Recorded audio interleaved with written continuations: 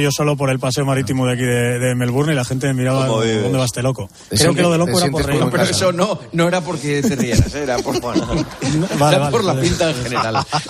Puede ser.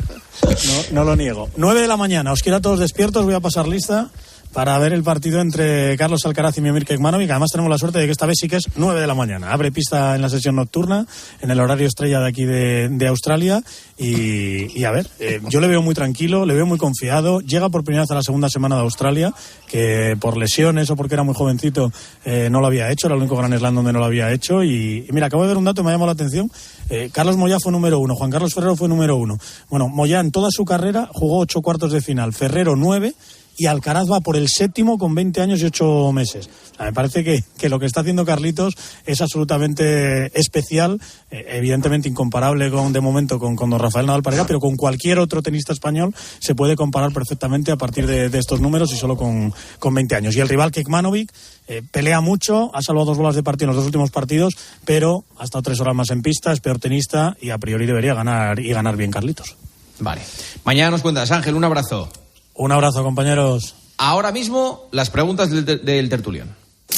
La victoria fue todo gracias al equipo, pero todo es relativo, ¿viste? Mister, la última. ¿Usted qué opina de la teoría de la relatividad? A veces te encuentras más de lo que esperas, pero mejor que sea en Codere, donde puedes apostar a diferentes resultados en un mismo evento con Crea tu apuesta. Regístrate en codere.es. Juega con responsabilidad, sin diversión ni juego. El juego puede crear adicción. Mayores de 18. Paco González, como diría Guas, ¿ha habido mangazo en el Bernabéu? Mangacito, nada más. Mangacito, vale. Para mí el primero. Gonzalo Miró, si hubiera pinchado el Madrid, ¿el Atleti hubiera peleado por la Liga? No. Joseba Larrañaga. Venga, Paco, prepárate. ¿La Real sueña con la Copa? Bye. Pero además que bye de verdad, que claro que sueña. Bye. Esta vez de verdad. Sí, que bye. Bye. A ver, Manolo Lama, ¿Real Madrid Televisión hará un vídeo de Hernández Hernández? No lo hará, ya lo tiene hecho. Dice, supongo, después de lo de hoy. Actualizado. No, pues yo creo que ya los tiene hechos y cada semana va metiendo el que tiene hecho de cada uno. Este será de quien no tenía era de Hernández Maeso y tendrá que esperar otra semana más. Vaya desastre de Hernández Maeso. Yo haría otro. ¿Con la victoria en Sevilla, Miguel Rico, Xavi toma confianza? No sé, lo que interesaría es que la tomara el equipo. Santi Cañizares, ¿el Valencia puede soñar con Europa? Se ha merecido que se hable de Europa. Ciro López, Ancelotti, los jugadores, ¿de quién ha sido la culpa de ir perdiendo 0-2 al descanso? Pues primero de Ancelotti, pero también los jugadores. O sea, hay cosas que no las tiene que decir el entrenador, ¿no? Salir motivados o no hace falta que los lo diga el entrenador. Roberto Palomar, ¿el Madrid necesita fichar? Para ahora, en invierno, hombre, un portero. ¿Y un central? Central y... sí. No, a Rüdiger no. A Rüdiger es intocable. Rüdiger es fijo. Mónica Marchante, de 0 a 100, ¿cuántas posibilidades le das al Atleti de ganar la Copa? 60. Fouto, como dice Gonzalo Melero, ¿el fútbol español está a años luz de la Premier? No, todo lo contrario y menos en el arbitraje. Vale. ¿Has estado a gusto, Fouto, que era el objetivo fundamental del programa? Sí, la verdad que sí, he estado bien. Oye, tengo una pregunta para Miguel, si me dejas. ¿El bigote te ha crecido en una semana? Es que yo no te recuerdo que el otro día tuviera bigote. Ya lo tenía. ¿Ah, sí? ¿Tenías el domingo pasado? Vale. El domingo pasado tenía ya bigote. Sí. No sé, sí. No, la verdad no me acuerdo. Es un principio... creo que fue a partir del último partido del Barça. ¿Cómo del último? La final de la Supercopa. Sí. En una semana te ha salido ese bigote en esta semana. No, y la anterior. Y la anterior, 2 semanas. Vale. Uno se lo deja, Juanma, y otro se lo quita. Te hace más joven, Miguel, ¿eh? Sí, bueno, te queda muy bien. Ese era el objetivo. A ver si consigo además un trabajito. De otro no podemos decir lo mismo, pero... Tienes pinta de profesor de física y química o algo así. De cantante de boleros. Sí. Jorge Sepúlveda. Bueno, mira Palomar. Pues yo le veo de cowboy. El bigote, así está. Está muy bien el bigote de... Yo le pondría un sombrero de cowboy. Sí. Y un Ducados así medio encendido. No fumo. Vale. No fue compañeros, gracias por haber hecho un gran tertulión en una noche que prometía marejada y sin embargo habéis estado fantásticos. Un abrazo a todos. Buenas noches. Adiós, señoras y señores. Hasta aquí Tiempo de Juego. Horas y horas de Radio Deportiva. Mañana volvemos a las 11:30 con el partidazo. Se quedan con Arjona. Descansen, disfruten, tengan salud. Adiós. Juanma Castaño. Tiempo de Juego. COPE. Estar informado.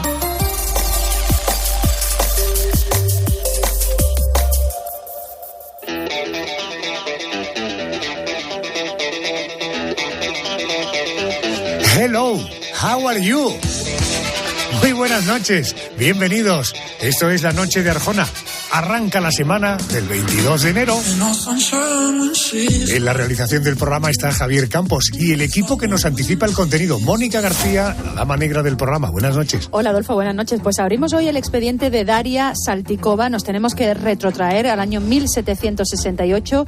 Nos vamos hasta Rusia. Esta señora ha pasado a la historia como la torturadora. Llegó a torturar y matar a 138 criados, sirvientes, por el simple capricho de torturarlos. Bueno, es el gustazo de trabajar para esta señora, ¿verdad? En todo caso, es el expediente de nuestra crónica negra. 1, 2, 3.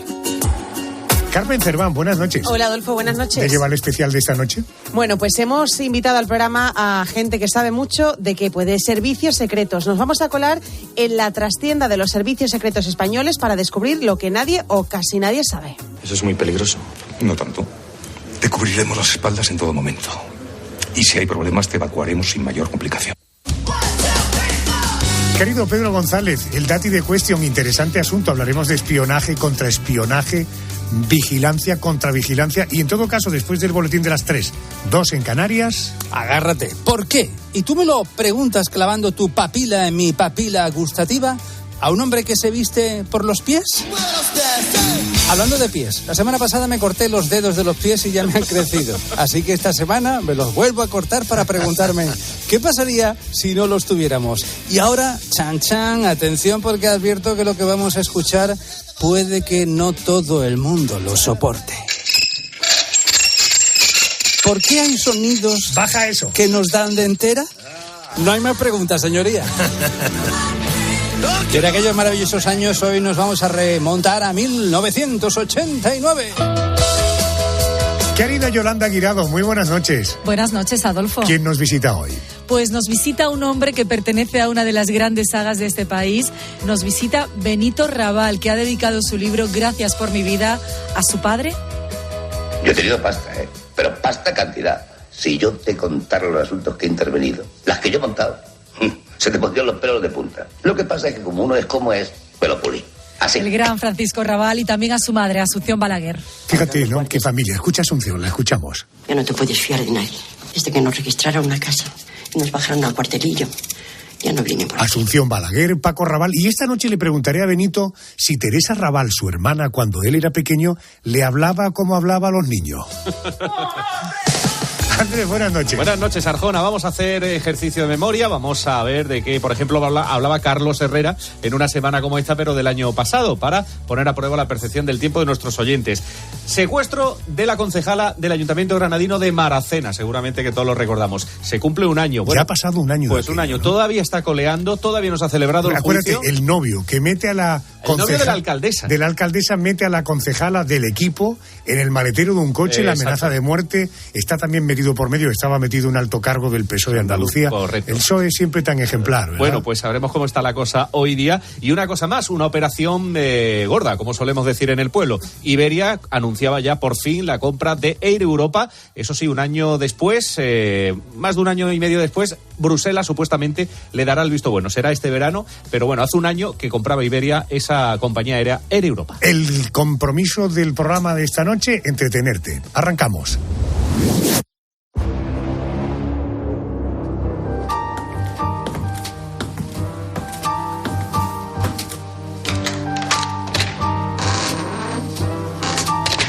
Crónica Negra.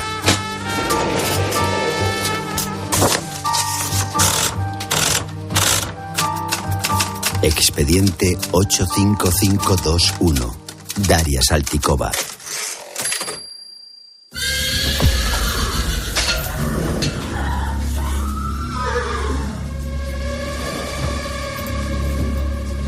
Ilín era el mozo de cuadras al servicio de la señora Saltykova. El odio hacia ella comenzó cuando mató a su primera esposa, testigo, entre otras criadas, de la brutalidad con la que aquella mujer torturaba a sus sirvientes. Varios años más tarde, la señora Saltykova le arrebató a su segunda esposa. No había motivo. Sus únicas palabras fueron: soy mi propia dueña. La tercera esposa de Ilín, también sierva de la señora, estaba embarazada, pero esto no fue motivo de compasión ni de misericordia. Delante de él, la golpeó 1, 2 y hasta 10 veces.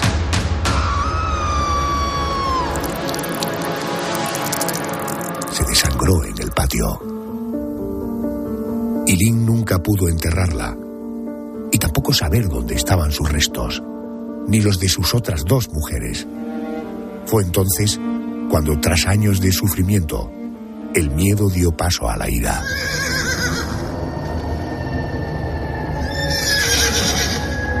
Una mañana, mientras limpiaba los caballos, Ilín le comentó a otro siervo llamado Martinov el plan que tenía en la cabeza.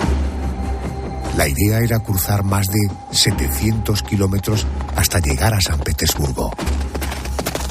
Allí tenía la esperanza de llegar a la zarina Catalina II de Rusia y denunciar los abusos de la señora Saltykova.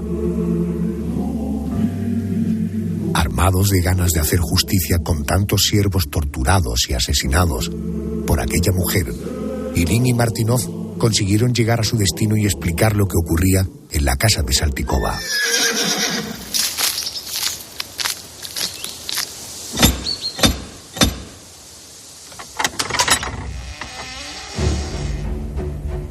Catalina, la zarina, la grande, ordenó interrogar a miles de personas cuyos testimonios sirvieron para descubrir lo que estaba pasando en aquellas lejanas tierras. En 1768, Saltykova, asesina en serie conocida como la torturadora, fue acusada de 38 asesinatos, todas mujeres jóvenes, aunque había 100 víctimas que no fueron reconocidas oficialmente.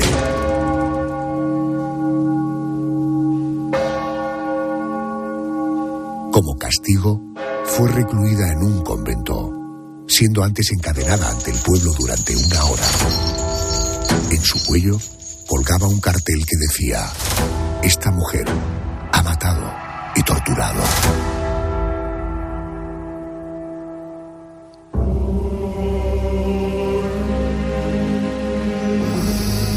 Vamos a conocer los detalles de este terrible capítulo de la historia negra de la Rusia del siglo XVIII.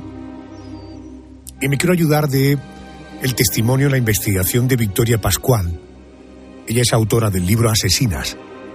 ¿Por qué matan las mujeres? Lo publica la editorial Pinolia. Querida Victoria, muy buenas noches y bienvenida. Muy buenas noches, Adolfo. Muchas gracias por la invitación. Cuéntame, en primer lugar, ¿quién era esta mujer? ¿Cómo había llegado a tener las propiedades y los esclavos que poseía? Me refiero a Daria Saltykova.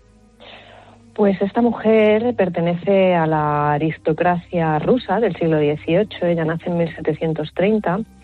Y si bien es cierto que pertenece a la clase más baja dentro de esta aristocracia, se casa siendo todavía muy joven con el capitán Saltykov, de quien adopta el apellido. Y en este matrimonio, en esta unión, pues ella consigue dar un importante salto dentro de la nobleza, ya que él, el capitán Saltykov, pertenecía a la alta nobleza y estaba emparentado con grandes familias rusas.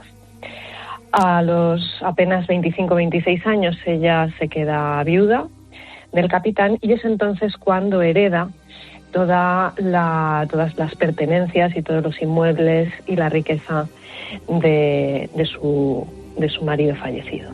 Entiendo. Según leo en tu libro, la crueldad de esta tipa no tenía límites. Por ejemplo, cuéntanos qué pasó con un siervo llamado Cristianos Andreev. ¿Qué le hizo y cómo llegó a matarle? Pues concretamente se sabe que a este siervo pues lo mandó golpear por otros siervos y le obligó a permanecer pues en Moscú con bajas temperaturas al raso. Cuando esta persona estaba al borde de la congelación, de la hipotermia, pues lo hizo entrar a la casa, momento en el que le pone 2 pinzas incandescentes al rojo vivo en las orejas.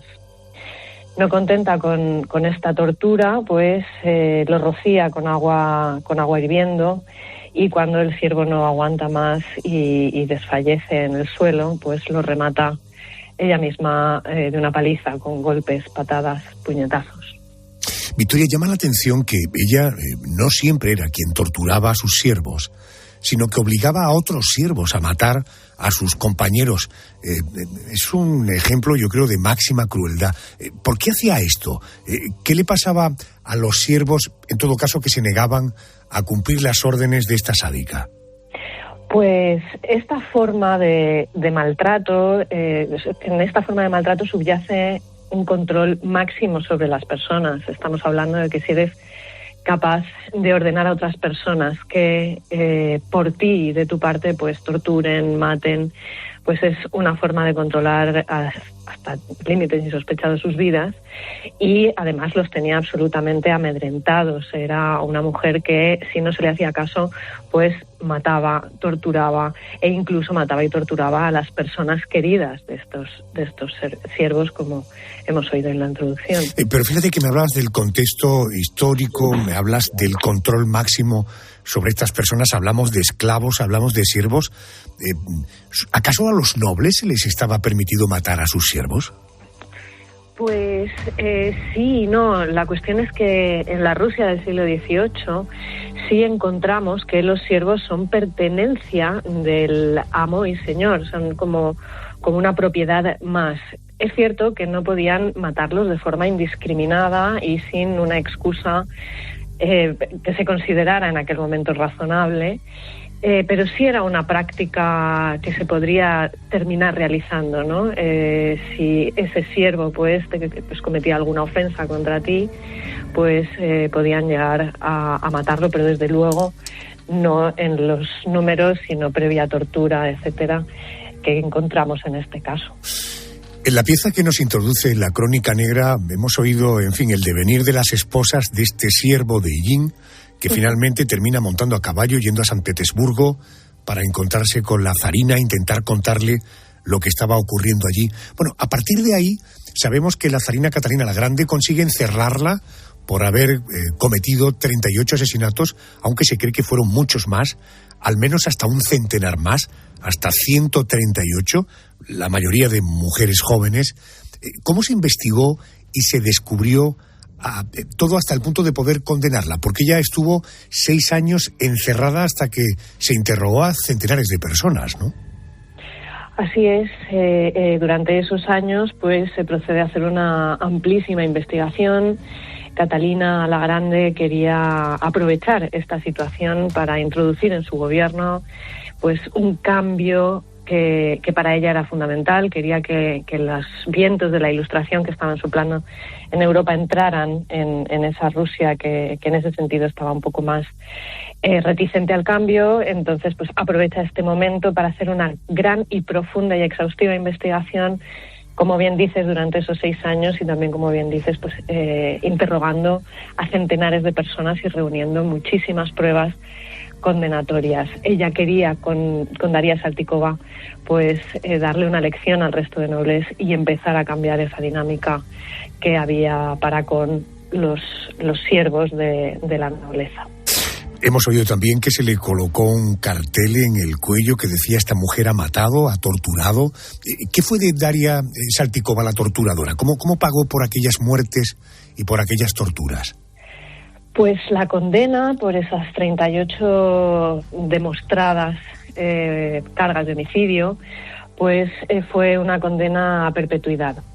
Se encerró a la noble en una en una sala sin ventanas, en un sótano, en una celda de aislamiento, y si bien es cierto que pasados los años se le permitió cambiarse a una celda que sí tenía un ventanuco muy pequeño por el que entraba la luz y daba a la calle,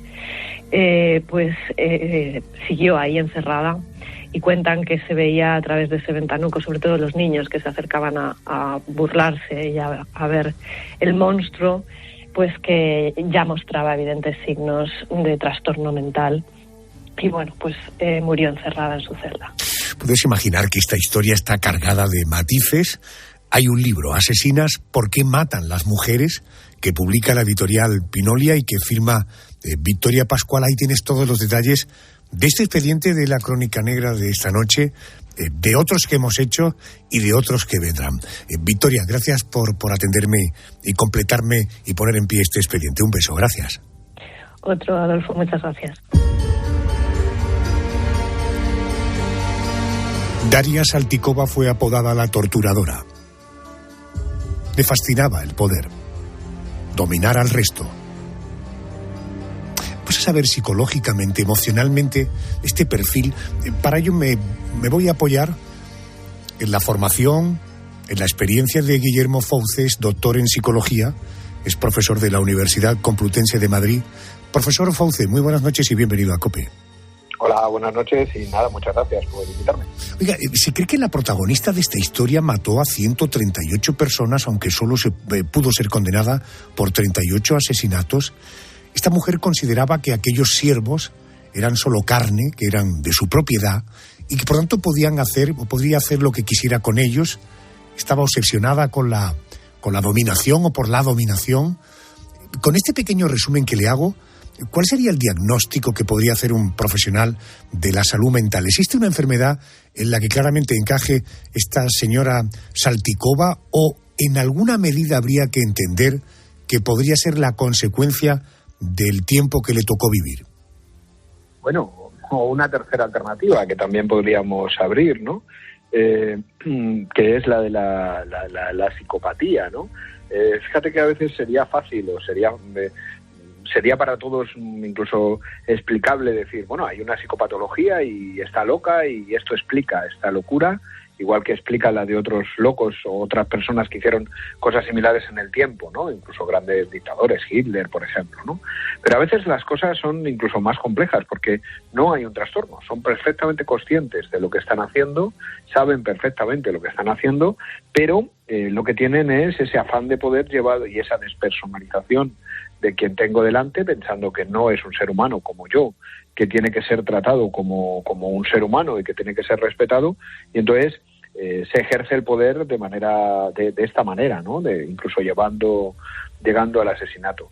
Lo sorprendente y lo que nos llama y lo que nos despierta más interés probablemente o nos contrapone a lo que quizás tengamos en la cabeza es que quizás no es tan fácil como explicarlo desde una variable individual o psicopatológica, sino que tiene que ver con primero las circunstancias, como bien has indicado, el poder, la dominación, el que se le permita, el tiempo en el que pasan los hechos, y segundo esa esencia que todos tenemos de que como seres sociales en el ejercicio del poder podemos manifestar esta falta de emociones con los otros, ¿no? Entiendo. Guillermo, sé que es difícil, pero quiero intentar entrar en la mente de una persona que disfruta dominando, torturando, incluso matando si es necesario, por el simple hecho de sentir que es superior y que puede decidir sobre la vida de otro ser humano. ¿Esto tiene algún efecto físico? ¿Provoca, dilatación de las pupilas, se segrega más saliva, su corazón se acelera, sube la tensión? Y por otra parte, estoy hablando de reacciones físicas, hablemos ahora de las emocionales. ¿Esto le puede provocar euforia, ansiedad, felicidad? ¿Cuál sería el cuadro que podría definir a un personaje así? Bueno, fundamentalmente, como bien indicas, el refuerzo de lo que uno está haciendo, ¿no? El sentirse por encima del bien y del mal, el sentirse por encima de los otros, el sentir una especie de éxtasis y de disfrute. De hecho, en muchos casos necesitan ese ejercicio de la crueldad para poder incluso disfrutar, ser felices, ¿no? Se enganchan al ejercicio de esa crueldad. se enganchan a los neurotransmisores que aparecen y que surgen cuando se ejerce, a los efectos físicos y a los efectos psicológicos. Hay un nivel de euforia, un nivel de superioridad, un nivel de yo soy el mejor, de nadie me puede tocar, nadie me puede hacer nada, que explican muy a corto plazo también el efecto incluso la adrenalina que se produce en todo esto, ¿no? Todo eso es lo que explica, de hecho, que se sigan reproduciendo estas situaciones y que sigan adelante. A veces, que es otro de los factores, también porque no hay ninguna inhibición, digamos, social, no me pillan, no me condenan, no veo que haya ninguna posible consecuencia, y entonces se retroalimenta este efecto positivo sobre mi cuerpo, sobre mi sentimiento de sentirme fuerte, dominador, dominadora en este caso, y además no me pillan, no pasa nada, pues se produce todo el cóctel, porque las explicaciones nunca son fáciles, o nunca son sencillas, nunca son una sola causa, que explican la cuestión. Mucho más complejo, como decía también, pues eso, de pensar que es un trastorno y ya está, ¿no? Igual si fuese un trastorno y ya está, tiene un tratamiento y es más fácil, es que las cosas son más complejas. Correcto. ¿Este tipo de personajes son conscientes de que tienen un trastorno o lo viven con absoluta naturalidad pensando no solamente que son superiores, sino que tienen todo el derecho del mundo a hacer exactamente lo que les apetezca en cada momento? No son conscientes, pero es que no tienen un trastorno, porque si tuviesen un trastorno no tendrían un problema en el que, no serían conscientes de lo que están haciendo, ¿no? De hecho, no serían imputables, y en estos casos son imputables, me atrevo a decir. Quiero decir que están haciendo algo y saben que están haciendo un daño, ¿no? Otra cosa es que despersonalicen al otro pensando o diciendo que no es un ser humano como él mismo, que no tienen ninguna conciencia de que sea un problema. Evidentemente entienden que lo que están haciendo es lo que tienen que hacer, pero no tendrían conciencia de un trastorno porque no tienen un trastorno, ¿no? Simplemente lo que ocurre es que ese concepto de lo que hacen lo entienden como lo que tienen que hacer. De hecho, en muchos casos también viene aderezado, viene acompañado con el sentimiento de un ser superior, ¿no? De hacer algo por encima. Pues estoy limpiando el mundo de indeseables, o estoy beneficiando a la raza fundamental, a la raza aria, a la raza tal, o estoy beneficiando a mi país, ¿no? Buscan todo tipo de justificaciones para legitimar ese ejercicio de la violencia y del poder radical que justifique sus actos, porque son conscientes de lo que están haciendo, pues que es algo que genera daño. Esa es la diferencia entre tener un trastorno y no tenerlo. Y de hecho la gente que tiene trastornos normalmente no comete delitos. No es verdad que haya más delitos en un esquizofrénico o en una persona con un trastorno mental, más bien al contrario, ¿no? Lo que ocurre en estos casos es que no tienen esa sensación o ese sentimiento de empatía con el otro, de ponerse en el lugar y de sentir que el otro merece el trato que cualquiera de nosotros merecería. Pero, profesor, no me quiero enredar en un asunto filosófico, pero si lo que me viene usted a decir es que si no hay conciencia del delito, es decir, si yo pienso que estoy actuando y no tengo conciencia de que estoy actuando mal, no tengo un trastorno, no tengo una patología, por tanto, una individua como esta que llega a asesinar, llega a matar por el puro divertimento de sentirse poderosa, sería una persona que no tendría ningún trastorno ni ninguna patología. ¿Cómo la definiría usted? Voy a intentar explicártelo. Sí. Si tuviese una patología, su sitio, su tratamiento, cuando se vaya a intervenir con ella, sería un psiquiátrico, un hospital psiquiátrico, y le trataría un médico, le trataría un doctor, ¿no? Y la medicaría o intentaría recuperar su enfermedad, su falta de percepción de la realidad como tú y como yo, como cualquier ser humano. Si decimos que no tiene un trastorno, lo que va a ir es a prisión, porque es consciente de lo que está haciendo, porque sabe lo que está haciendo, porque sabe que está generando mal, ¿no? Y esta es la diferencia entre un psicópata y un psicótico. Un psicótico tiene un mundo de realidad, ve cosas, imagina cosas totalmente distintas a las que cualquiera de nosotros veríamos en la realidad. Bueno, lo que pasa en estos asesinos en serie y demás, precisamente es que no son psicóticos, son psicópatas. Es decir, no tienen esa capacidad de empatía, de ponerse en el lugar, de ser conscientes de lo que están haciendo. Claro que legitiman lo que están haciendo pensando que el otro no merece ser tratado como un ser humano, incluso muchas veces pensando que solo ellos merecen ser tratados como seres humanos, están separados del mundo. Pero no es una patología, no es una enfermedad, porque saben y son conscientes de que han asesinado y de que han hecho algo que no está bien y que no puede estar bien. Y pueden ser juzgados, pueden ser encarcelados y pueden ser tratados como lo que son, delincuentes. Interesantísimo este asunto. Guillermo, gracias por atenderme a estas horas. Gracias, muy amable. A vosotros, un saludo.